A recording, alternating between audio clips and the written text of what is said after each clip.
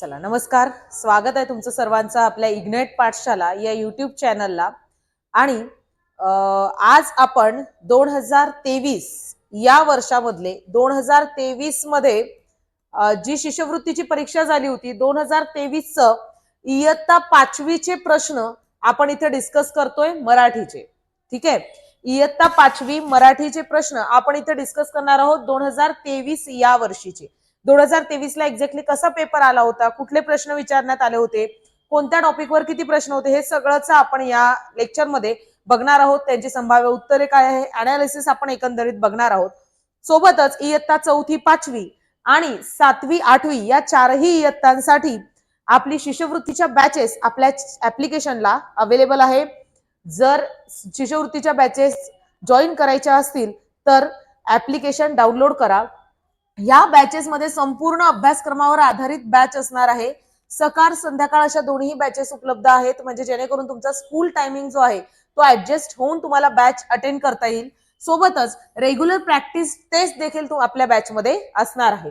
Okay, आणि शिक्षकांची अशी उत्कृष्ट एक फॅकल्टी टीम देखील त्यामध्ये तुमच्या सोबत असणार आहे.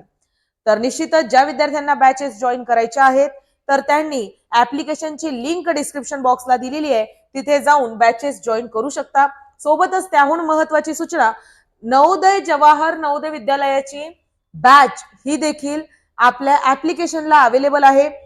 ही लाईव्ह प्लस रेकॉर्डेड स्वरूपाची बॅच असणार आहे. या बॅचच्या ऍडमिशन सध्या ओपन आहेत आणि बॅच सुरू होणार आहे 27/1 27 जानेवारीला ही बॅच सुरू होईल आणि तोपर्यंत ऍडमिशन्स जे आहेत ते तिथे उपलब्ध असणार आहेत. येस, आता आपण प्रश्नांना सुरुवात करूया. पहिला प्रश्न, 1 ते 3 प्रश्नांसाठी आपल्याला हा उतारा जो आहे हा वाचायचा आहे. संवाद दिलेला आहे. ठीक आहे, काय दिलेला आहे तर संवाद दिलेला आहे आणि त्या संवादावर आपल्याला प्रश्न विचारलेला आहे. ओके, संवादावर आपल्याला प्रश्न विचारलेला आहे. काय आहे प्रश्न? शाळेमध्ये कोणता कार्यक्रम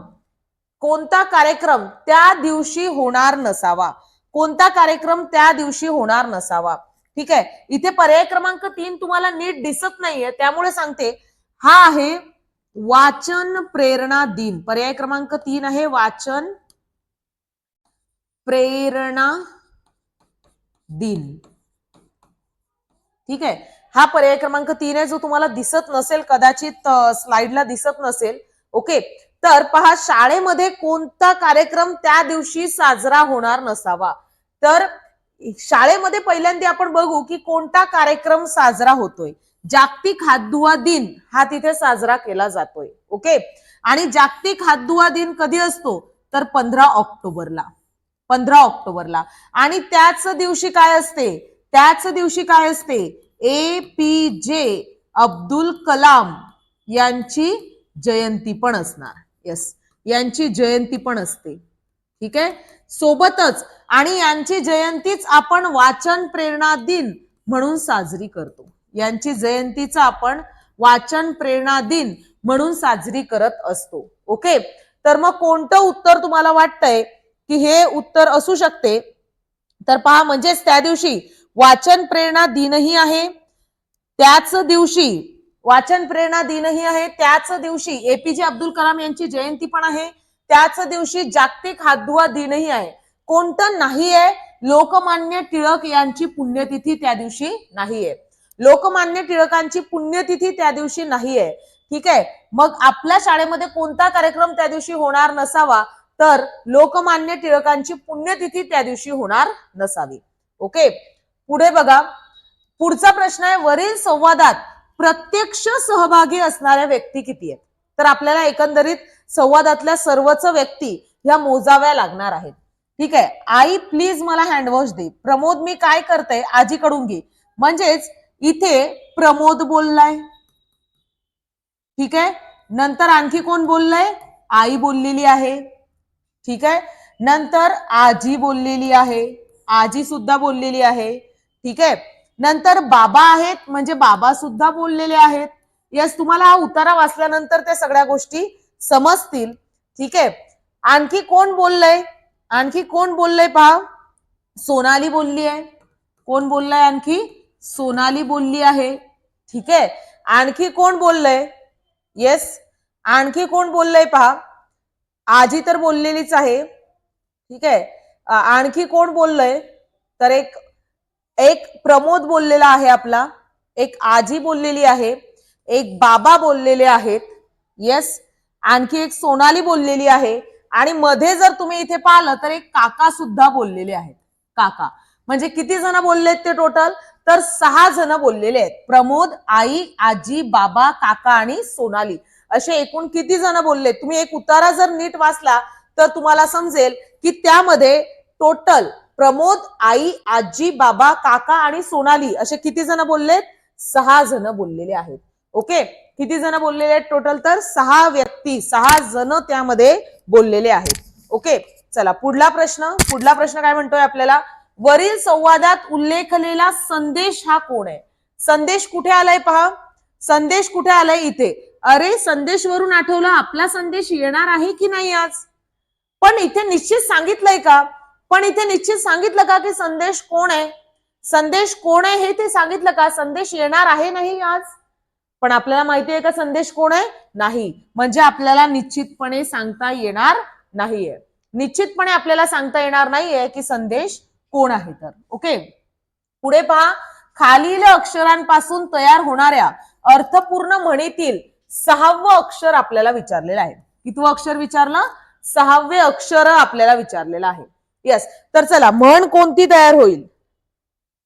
कोणती म्हण इथे तुम्हाला एक चार्ट दिलेला आहे. यामधलेच अक्षर वापरून आपल्याला म्हण तयार करायची आहे. ठीक आहे. कोणती म्हण तयार होईल. आले देवाजींच्या म्हणा.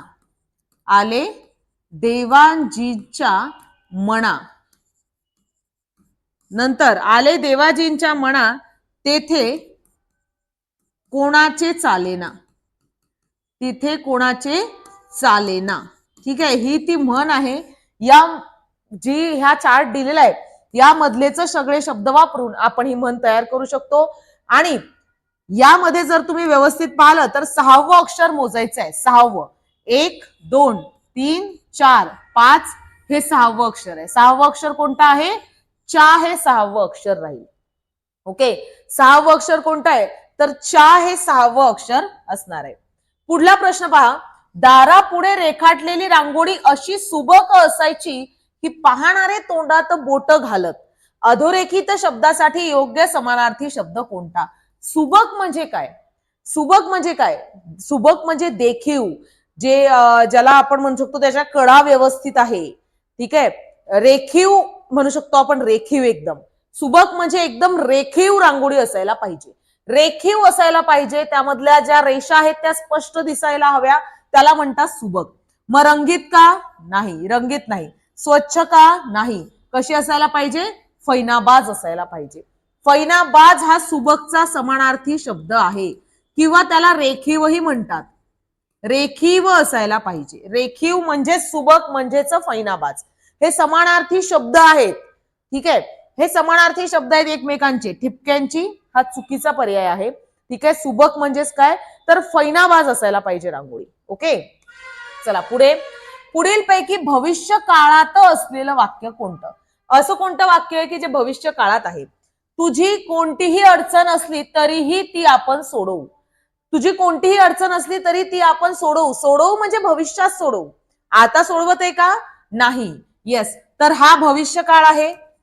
हा भविष्य काळच आहे. येस. सरपंच अचानक आमच्या घरी आले. सरपंच अचानक आमच्या घरी आले. ठीक आहे. आता आलेत. ठीक आहे. म्हणजे हा कोणता आले म्हणजे हा कोणता काळ आहे. भूतकाळ आहे. आले म्हणजेच सरपंचांची येण्याची क्रिया पूर्ण झालेली आहे. सरपंचांची येण्याची क्रिया पूर्ण झालेली आहे. म्हणजे सरपंच आत्ताच आमच्या घरी अचानक आमच्या घरी आले. गावातील सारेच लोक श्रमदान करत असत. करत असत म्हणजे भूतकाळामध्ये करत असत. ठीक आहे. भूतकाळामध्ये करत असत. कायद्यानुसार मुलीला शिकवावेच लागेल. सध्या शिकवत आहे का. शिकवावे लागेल. कुठे शिकवावे लागेल.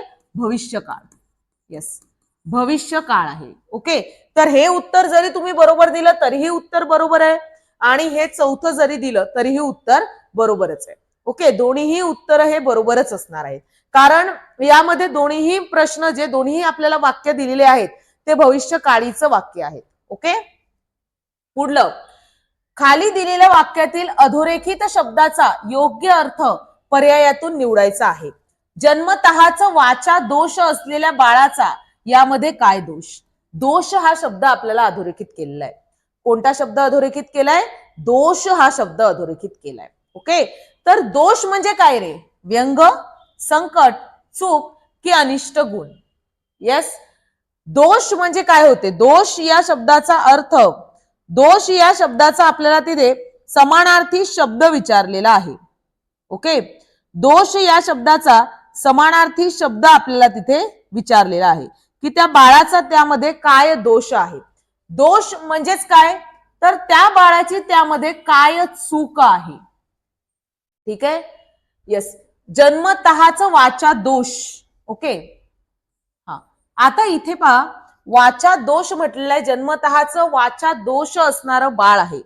ओके, आणि वाचा दोष म्हणजेच काय असणार आहे इथं? पण हा दोष वेगळा आणि हा दोष वेगळा. हा दोष म्हणजे चूक, हा दोष म्हणजे चूक, त्याची काय चूक, त्याचा काय दोष म्हणजे त्याची काय चूक, आणि यामध्ये दोष म्हणजे काय होईल? व्यंग, म्हणजे त्याच्या शरीरामध्ये असलेला बदल. व्यंग म्हणजे काय? त्याच्या शरीरामध्ये असलेला बदल. आणि अंडरलाईन कोणता केलेला होता? अधोरेखित कोणता केलेला होता? हा दोष. त्यामुळे या दोषाचा अर्थ असेल व्यंग आणि हा जो दोष शब्द आहे याचा अर्थ होतो चूक. ओके, तर उत्तर राहील पर्याय क्रमांक 1. ओके, नेक्स्ट, खाली दिलेल्या ओळींमधील विशेषण ओळखायचं आहे. विशेषण पहा, थंडी आली. थंडी, थंडी काय आहे? नाम आहे. थंडी काय आहे? नाम. पेटवा आगटी, नाही, हा तर धातू दिसतोय, क्रिया दिसतोय. ठीक आहे, शेका हात गार, कसे आहेत हात? गार आहे. गार हा हातांविषयी विशेष माहिती देतोय म्हणून गार हे काय आहे? विशेषण आहे. विशेषण कोणतं आहे? गार. कसे आहेत हात? कसे आहेत? तर गार आहेत. ओके, हात कसे आहेत? तर गार आहेत. तर गार हे हातांविषयी विशेष माहिती देते. पुढीलपैकी कोणता दिवस आपण शिक्षण दिन म्हणून साजरा करतो? ओके, आणि या प्रश्नाबद्दल बरीचशी संदिग्धता तिथे होती, आहे अजूनही. तर 5 सप्टेंबर, 5 सप्टेंबर आणि 11 नोव्हेंबर या दोन्हीही घटकांमध्ये आपल्याला कन्फ्युज होऊ शकतो आपण. येस, कारण 11 नोव्हेंबर जर आपण म्हटलं तर मौलाना अबुल कलाम आझाद, अबुल कलाम आझाद जे आपल्या भारताचे पहिले शिक्षण मंत्री होते, तर त्यांची इथे जयंती असते. 11 नोव्हेंबरला कोणाची जयंती असते? मौलाना अबुल कलाम आझाद, जे आपल्या भारताचे पहिले शिक्षण मंत्री राहिलेले आहे. पहिले शिक्षण मंत्री राहिलेले आहे. तर हा पण एक राष्ट्रीय शिक्षण दिनच आहे. ओके, यांचा जो जन्म आहे, यांची जी जयंती आहे, हा पण आपण राष्ट्रीय शिक्षण दिन म्हणूनच साजरा करतो. ठीक आहे, आणि 5 सप्टेंबर इथे सर्वपल्ली राधाकृष्ण जे आपल्या भारताचे दुसरे शिक्षण मंत्री होते. कितवे होते?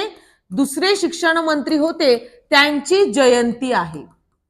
तर हा पण आपण शिक्षक दिन म्हणून साजरा करतो. हा पण आपण शिक्षक दिन म्हणून साजरा करतो.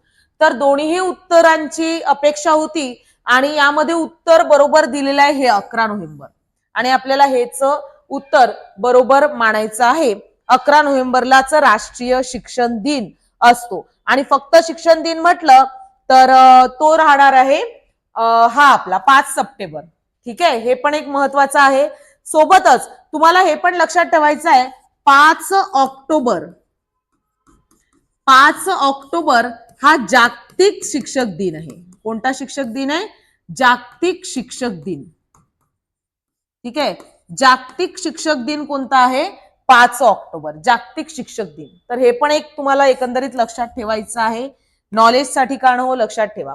ओके, आता हा पुढचे प्रश्न आहेत आपले 10 ते 12.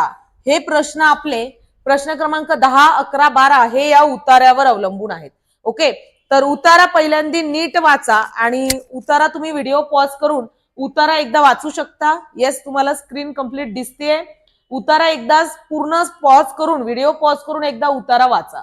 मी तुम्हाला याची उत्तरं सांगत आहे. विद्यार्थ्यांनी समाजाचे ऋण कसे फेडले? येस, कसे फेडलेले आहेत समाजाचे ऋण? अनाथालयात मदत करून, लोकांसाठी पंत्या उठणे बनवून, वस्तूंचे प्रदर्शन भरवून, की शाळेत प्रवेश घेऊन? येस, कशा पद्धतीने फेडलेले आहेत? ऋण कशा पद्धतीने फेडलेले आहेत? येस, अनाथालयामध्ये मदत करून. इथे पहा, स्नेहघर अनाथालयाच्या अध्यक्षा अनघा फेणे यांच्या हस्ते समारोप करताना जमलेला सर्व निधी विद्यार्थ्यांनी त्यांच्याकडे सुपूर्द केला. म्हणजे विद्यार्थ्यांनी काय केलंय, तो जो निधी त्यांचा सगळा जमला होता तो निधी अनाथालयाला दिला. कोणाला दिलाय तो निधी? अनाथालयाला तो निधी दिलाय. म्हणजे विद्यार्थ्यांनी अनाथालयाला मदत केलेली आहे. ओके, अनाथालयाला मदत केलेली आहे. येस, पुढे पहा, प्रदर्शनाचा कालावधी किती दिवसाचा होता? ओके, प्रदर्शनीचा कालावधी जर तुम्ही पाहिला तर 15 ऑक्टोबरला प्रदर्शनी सुरू झाली तर 19 ऑक्टोबरला प्रदर्शनी संपली. ठीक आहे, म्हणजे कधीपासून होती? 15 ऑक्टोबर पासून ते 19 ऑक्टोबर पर्यंत. ठीक आहे, म्हणजेच किती दिवस होतात? 15, 16, 17, 18 आणि 19. किती दिवस झाले? 5 दिवस झालेले आहेत. आणि 5 दिवसांची ही प्रदर्शनी होती. 15 ऑक्टोबर ते 19 ऑक्टोबर असे 5 दिवस होतात आणि 5 दिवसांची ही प्रदर्शनी तिथे ठेवण्यात आली होती. ओके, चला पुढला प्रश्न. बातमीचा विषय कोणत्या घटकावर आधारित आहे? संस्कृती, सामाजिक, मनोरंजन की राजकीय? येस, तर कोणती बातमी आहे ही सामाजिक बातमी आहे. सामाजिक बातमी आहे कारण अनाथालयांना विद्यार्थ्यांनी भेट दिली आणि विद्यार्थ्यांनी तिथे काहीतरी निधी दिलाय, म्हणजे ही सामाजिक बातमी आहे. ओके, नेक्स्ट, खाली दिलेल्या वाक्यातील उद्देश भाग ओळखा. यस, उद्देश कोण असतो? क्रिया करणारा. उद्देश कोण असतो?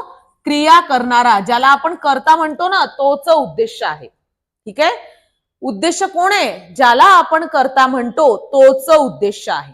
ओके, तर पहा, उद्देश कोणता असेल? अनेक संस्कृत शब्द आपण मराठी समजूनच वापरतो.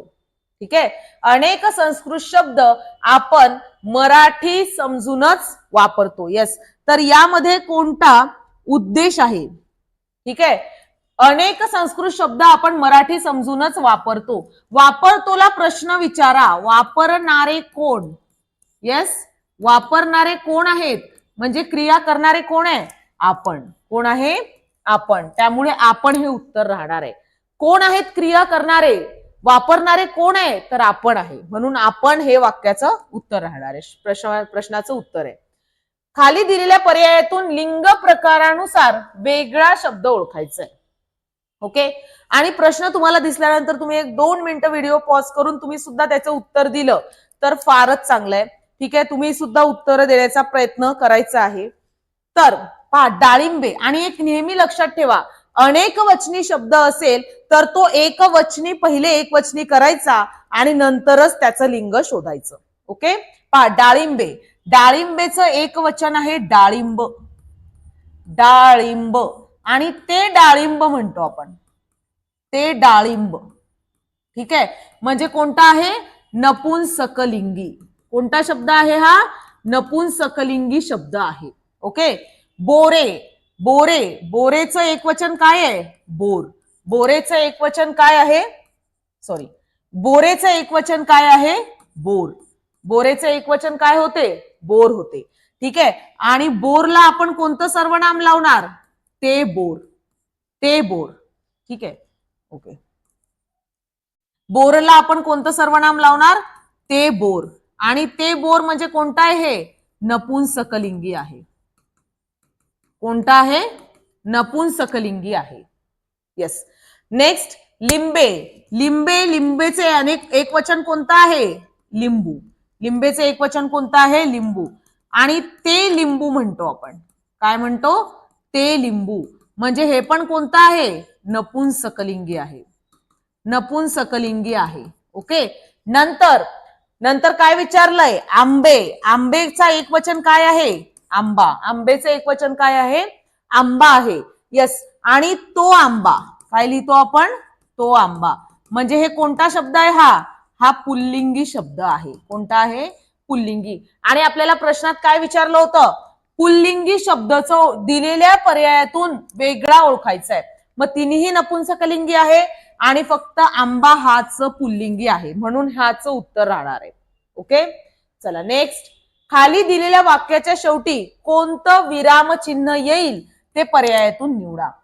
खराब कागदापासून पुन्हा नवीन कागद शोभेच्या वस्तूची मज्जाच आहे की? मज्जाच आहे की म्हणजे तिथे भावना व्यक्त केली जाते आणि त्यानंतर आपल्याला लावायचंय उद्गारवाचक चिन्ह. कोणतं चिन्ह लावायचंय? उद्गारवाचक चिन्ह. Yes, very good. ओके, खाली दिलेल्या शब्दसमूहाबद्दल अचूक शब्द निवडायचा आहे. एखादी गोष्ट जाणून घेण्याची इच्छा. जाणून घेण्याची, आपल्याला क्युरियोसिटी म्हणतो आपण त्याला इंग्लिशमध्ये, क्युरियोसिटी. ठीक आहे, एखादी गोष्ट आपल्याला जाणून घ्यायचीच आहे तर त्याला काय म्हणणार आपण? कुतूहल आहे. कुतूहल. कुतूहल म्हणजेच काय? एखादी गोष्ट आपल्याला जाणून घ्यायची आहे. ठीक आहे, येस, तर त्याचं उत्तर राहणार कुतूहल. पुढील पैकी पाठाचं नाव आणि लेखक यांची जोडी विचारलेली आहे. ठीक आहे, तर हे तुम्हाला कधीच विचारलं जाते? तर इयत्ता 4थी पासून तर इयत्ता 3री पासून तर इयत्ता 5वी पर्यंत. ठीक आहे, 4थी, 3री, 4थी आणि 5वी या इयत्तांचं तुम्हाला विचारलं जाणार आहे. ओके, तर इयत्ता 3री, इयत्ता 4थी आणि इयत्ता 5वी या तीनही इयत्तेंचे मराठीचे धडे आणि त्यांचे लेखक हे माहिती असणं गरजेचं आहे. ओके, आणि योग्य जोडी ओळखा असं म्हटलेलं आहे. कोणती ओळखायची आहे? योग्य जोडी ओळखायची आहे. येस, तर कोणती जोडी योग्य असेल सांगा? कोणती जोडी योग्य आहे? येस, जोडी कोणती योग्य आहे असं आपल्याला विचारलेलं आहे. येस, तर पहा, यामधली शेरा सव्वाशेर पॉल रुमाव ही जोडी बरोबर आहे, कारण हे 3रीचं पुस्तक आहे आपलं आणि 3री मध्ये हे तुम्हाला दिलेलं आहे. ठीक आहे, पहिलं देखील, हा जो पहिला पर्याय आहे हा देखील 3रीचं पुस्तक आहे. हे पण 3रीच्या पुस्तकामधलंच एक आहे. ओके, नंतर जर तुम्ही हे पर्याय क्रमांक 4 आणि पर्याय क्रमांक 2 पाहिले तर हे 4थीच्या पुस्तकामधलं आहे आणि हे 5वीच्या पुस्तकामधले आहेत. ओके, येस, तर हा एक पर्याय जो आहे हा बरोबर असणार आहे. ओके, आणि बाकीचे सगळे हे चुकीचे पर्याय आहेत. तर तुम्हाला 3री, 4थी, 5वी तीनही इयत्तांचे मराठीचे धडे, कविता आणि त्यांचे लेखक हे पाठच करायचे आहेत. ठीक आहे, जर तुम्ही 5वी शिष्यवृत्तीची परीक्षा देताय तर 3री, 4थी, 5वी हे तिन्ही आपले पाठ असले पाहिजे. ओके, इयत्ता 4थी, इयत्ता 5वी आणि इयत्ता 3री याचं आपलं पाठांतर पाहिजे, त्याचे पाठ आणि त्यांचे लेखक. ओके, खालील वाक्य अर्थपूर्ण होण्यासाठी योग्य वाक्य प्रचाराचा पर्याय निवडा. खेळताना मार लागला तरीही मुले, इथे रिकामी जागा आहे. खेळताना मार लागला तरीही मुले पर्वा न करता खेळत होती. पर्वा करत नव्हती. पर्वा न करणे म्हणजे स्वतःचं भान न ठेवणे. पर्वा म्हणजे त्यांना त्या कोणत्या गोष्टीचं घेणं देणंच नव्हतं, तरीही ती खेळतच होती. येस, पुढे, काकू आल्या असे म्हणताच काकांना घाम फुटायचा, कारण त्यांची बायको म्हणजे जणू, आणि इथे रिकामी जागा आहे. येस, त्यांची बायको म्हणजे जणू कोण असेल? लंकेची पार्वती, त्रटिका, गोगलगाय की भाणामती? येस, लंकेची पार्वती म्हणजे कोण असते रे? रागीट व्यक्ती. लंकेची पार्वती म्हणजे कोण? रागीट व्यक्ती किंवा रागीट स्त्री तिला म्हणतात. सॉरी, लंकेची पार्वती जर म्हटलं आपण तर अंगावर दागिने नसणारी स्त्री. अंगावर दागिने नसणारी. येस, अंगावर दागिने नसणारी. ठीक आहे, जिच्या अंगावर दागिने नाहीयेत तिला म्हणतात लंकेची पार्वती. येस, नंतर जर आपण पाहिलं तर येस, त्रटिका. त्रटिका म्हणजेच काय होणार? वात्रट स्त्री. कोणती स्त्री? वात्रट स्त्री. त्रटिका म्हणजेच काय? तर वात्रट स्त्री. वात्रट स्त्री. गोगलगाय म्हणजे काय? गरीब स्वभावाची स्त्री. गरीब स्वभावाची स्त्री. आणि भाणामती, भाणामती या शब्दाचा अर्थ काय होतो? जादूगार. भाणामती म्हणजेच काय? जादूगार. मग आपल्याला इथे काय विचारलंय की काकू आल्या असे म्हणताच, काकू आल्या असे म्हणताच काकांना घाम फुटायचा, कारण त्यांची बायको म्हणजे जणू त्रटिकाच होती. वात्रट किंवा रागीट, वात्रट किंवा रागीट स्त्री. ठीक आहे, तर हे लक्षात ठेवायचं आहे आपल्याला. येस, पुढे पुढे बघा, आणखी एक उतारा दिलेला आहे आणि कविता दिलेली आहे आणि त्या कवितेवरचे प्रश्न सोडवायचे 20, प्रश्न क्रमांक 20, 21 आणि 22. ओके, तर आपण कवितांमधले प्रश्न सोडवणार आहे. पहिले तुम्ही कविता वाचून घेऊ शकता, व्हिडिओ पॉज करा आणि कविता वाचा. तुम्हाला स्क्रीनवर दिसते. येस, तर पहा कवितेमध्ये काय म्हटलेलं आहे. कवितेत पुढीलपैकी कशाचं वर्णन केलेलं आहे? लाटांचं, अंधाराच्या रात्रीचं, खवळलेल्या समुद्राचं की नदीच्या पुराचं? कशाचं वर्णन केलेलं आहे पहा. अक्राळ विक्राळ लाटा. कशांचं वर्णन केलेलं आहे? अक्राळ विक्राळ लाटा म्हणजे खवळलेला आहे तो समुद्र. तो समुद्र शांत आहे का? नाही, तो समुद्र कसा आहे? खवळलेला आहे. खवळलेला, अक्राळ विक्राळ म्हणजे खवळलेला आहे. ओके, नेक्स्ट, पुढील पैकी कोणत्या शब्दाचा समानार्थी शब्द कवितेत आलेला नाहीये? नाही असं विचारलंय. ओके, तम, तम म्हणजे काय होतो रे? तम म्हणजे काय? तम म्हणजेच अंधार. तम म्हणजेच काय होईल? अंधार. आणि अंधार आलेला आहे का? हो आलेला आहे. तम म्हणजेच काय होतो? अंधार. आणि अंधार हा शब्द आलेला आहे का? हो आलेला आहे. हर्ष म्हणजे काय होणार? हर्ष, हर्ष म्हणजे काय होईल? आनंद. यस, हर्ष म्हणजेच काय होतो? आनंद. आणि आनंद आलाय का? हो, आनंद सुद्धा आलेला आहे. आनंदही आलेला आहे. ठीक आहे, कवितेत आनंदही आलेला आहे. ठीक आहे, नंतर आणखी आता काय राहिलंय आपलं? जलधी म्हणजे काय? जलधी आलेला आहे. जलधी. ठीक आहे, तर जलधी आलेला आहे का पहा. जलधी, जलधी आलेला आहे का? येस, जलधीही आलेला आहे. जलधी म्हणजेच काय होतो? जलधी म्हणजेच समुद्र. जलधी म्हणजेच काय होणार? समुद्र. आणि यस, समुद्र आलेला आहे. ठीक आहे, पण पाणीचा समानार्थी शब्द आलेला नाहीये. पाणीचा आलेला आहे का? नाही, पाणीचा समानार्थी शब्द आलेला नाहीये. ठीक आहे, पाणीचा समानार्थी शब्द आलेला नाहीये.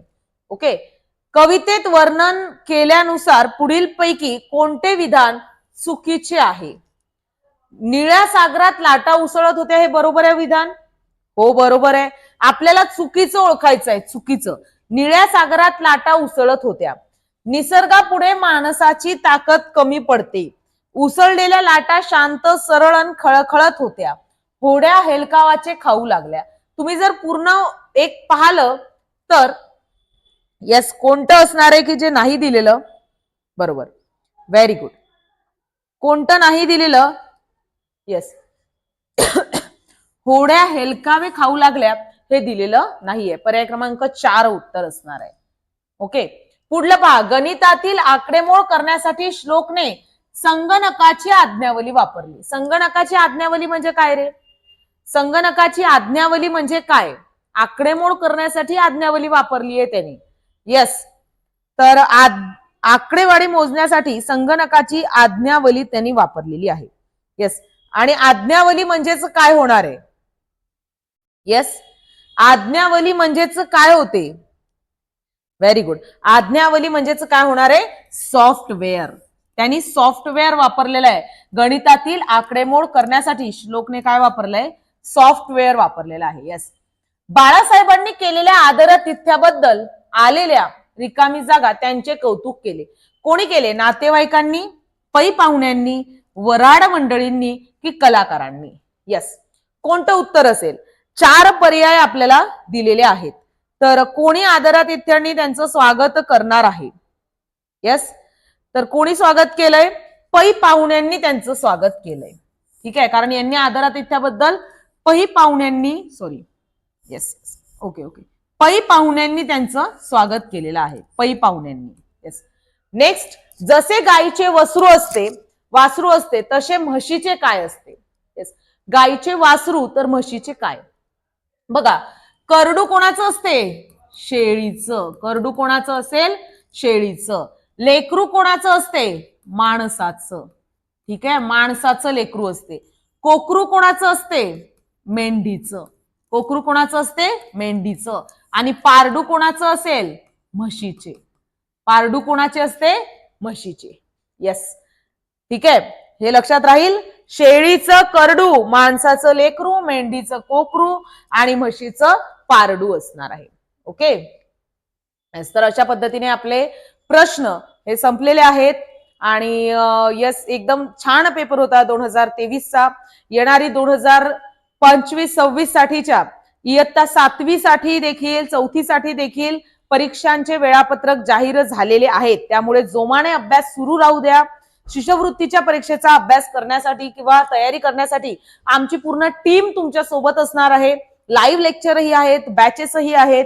सोबतच ह्या तुमच्यासाठी बॅचेस उपलब्ध आहे. इयत्ता 4थी, 5वी, 7वी, 8वी साठी 4ही इयत्तांसाठी या बॅचेस असणार आहेत. यामध्ये संपूर्ण अभ्यासक्रमावर आधारित ही बॅच आहे.